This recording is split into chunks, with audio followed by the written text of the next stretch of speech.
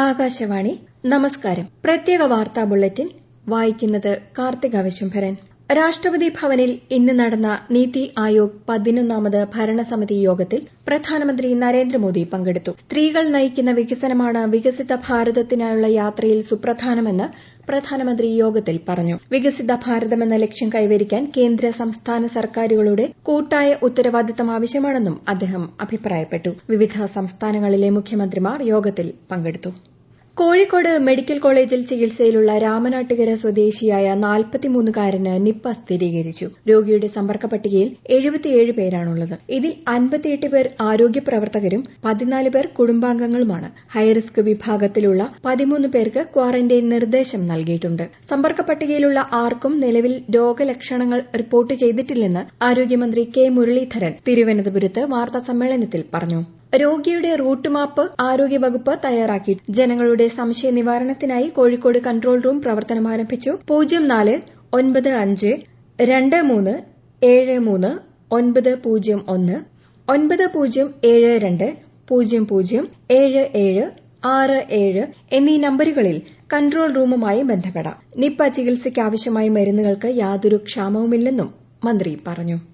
സംസ്ഥാനത്ത് തിരുവനന്തപുരം, കൊല്ലം, കോഴിക്കോട്, വയനാട് ജില്ലകളിലായി 20 ഷിഗല്ല കേസുകൾ സ്ഥിരീകരിച്ചതായും ആരോഗ്യമന്ത്രി.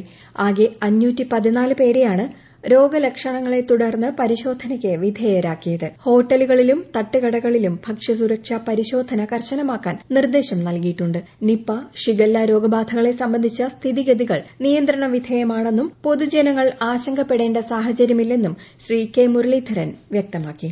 ഒമാൻ തീരത്ത് സെറ്റബെല്ലോ എന്ന വാണിജ്യ കപ്പലിന് നേരെയുണ്ടായ ആക്രമണത്തിൽ 3 ഇന്ത്യക്കാർ കൊല്ലപ്പെട്ട സംഭവത്തെ ശക്തമായി അപലപിച്ച് ഇന്ത്യ.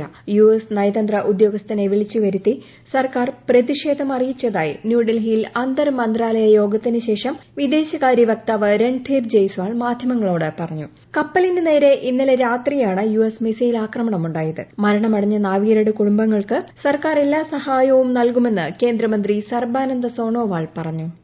പശ്ചിമേഷ്യയെ കൂടുതൽ സംഘർഷത്തിലാക്കി ആക്രമണങ്ങൾ തുടർന്ന് അമേരിക്കയും ഇറാനും. ഇറാനിലെ സൈനിക സംവിധാനങ്ങൾ ലക്ഷ്യമിട്ടാണ് തുടർച്ചയായ 2ാം ദിവസവും അമേരിക്ക ആക്രമണം നടത്തിയത്. ഗൾഫ് മേഖലയിലെ യുഎസ് സൈനിക കേന്ദ്രങ്ങൾക്ക് നേരെ ഇറാനും പ്രത്യാക്രമണം നടത്തി. ഹോർമുസ് കടലിടുക്ക് പൂർണ്ണമായും അടച്ചതായി ഇറാൻ അറിയിച്ചെങ്കിലും ഇറാന്റെ അവകാശവാദം അമേരിക്ക തള്ളി. പ്രധാനമന്ത്രി നരേന്ദ്രമോദി ഈ മാസം 14 മുതൽ 18 വരെ ഫ്രാൻസിലും സ്ലോവാക്യയിലും സന്ദർശനം നടത്തും. 52ാമത് G7 ഉച്ചകോടിയിൽ പങ്കെടുക്കാൻ ഫ്രഞ്ച് പ്രസിഡന്റ് ഇമ്മാനുവൽ മാക്രോണിന്റെ ക്ഷണപ്രകാരമാണ് സന്ദർശനം. കായിക ലോകം ആവേശത്തോടെ കാത്തിരിക്കുന്ന ഫിഫ ലോകകപ്പ് ഫുട്ബോളിന് ഇനി മണിക്കൂറുകൾ മാത്രം. 48 ടീമുകൾ പങ്കെടുക്കുന്ന ടൂർണമെന്റിന് അമേരിക്കയും മെക്സിക്കോയും കാനഡയും സംയുക്തമായാണ് ആതിഥേയത്വം വഹിക്കുന്നത്. ഇന്ത്യൻ സമയം രാത്രി 10:30-നാണ് ഉദ്ഘാടന ചടങ്ങ് ആരംഭിക്കുക. മെക്സിക്കോയിലെ ചരിത്ര പ്രസിദ്ധമായ എസ്റ്റാഡിയോ ആസ്റ്റക്ക സ്റ്റേഡിയത്തിൽ രാത്രി 12:30-ന് ആരംഭിക്കുന്ന ആദ്യ മത്സരത്തിൽ ആതിഥേയരായ മെക്സിക്കോ ദക്ഷിണാഫ്രിക്കയെ നേരിടും. ICC വനിതാ T20 ക്രിക്കറ്റ് ലോകകപ്പ് 10ാം പതിപ്പിന് നാളെ തുടക്കം. ഉദ്ഘാടന മത്സരത്തിൽ ആതിഥേയരായ ഇംഗ്ലണ്ട് ശ്രീലങ്കയെ നേരിടും. അടുത്ത മാസം 5-നാണ് ഫൈനൽ. 12 ടീമുകൾ മത്സരിക്കുന്ന ടൂർണമെന്റിൽ ഹർമൻപ്രീത് കൌർ ഇന്ത്യൻ സംഘത്തെ നയിക്കും. ഫിഫ ലോകകപ്പ് ആരംഭിക്കുന്ന സാഹചര്യത്തിൽ ഫുട്ബോൾ ആരാധകരെ ലക്ഷ്യമിട്ട് സാമൂഹ്യ മാധ്യമങ്ങളിലൂടെ സൈബർ തട്ടിപ്പുകൾ നടക്കുന്നതായി കേരള പോലീസ്. മത്സരങ്ങൾ കാണാൻ സാമൂഹ്യ മാധ്യമങ്ങളിലൂടെ ലഭിക്കുന്ന APK ഫയലുകൾ ഒരിക്കലും ഇൻസ്റ്റാൾ ചെയ്യരുതെന്ന് മുന്നറിയിപ്പിൽ പറയുന്നു. Free premium subscription, unlimited sports access, watch all matches free തുടങ്ങിയ വാഗ്ദാനങ്ങൾ വിശ്വസിക്കരുതെന്നും സൈബർ സാമ്പത്തിക തട്ടിപ്പ് സംഭവിച്ചാലുടൻ 1930 എന്ന നമ്പറിൽ പരാതി നൽകണമെന്നും പോലീസ് അറിയിച്ചു. കേരളത്തിൽ വരും ദിവസങ്ങളിലും ശക്തമായ മഴയ്ക്ക് സാധ്യത.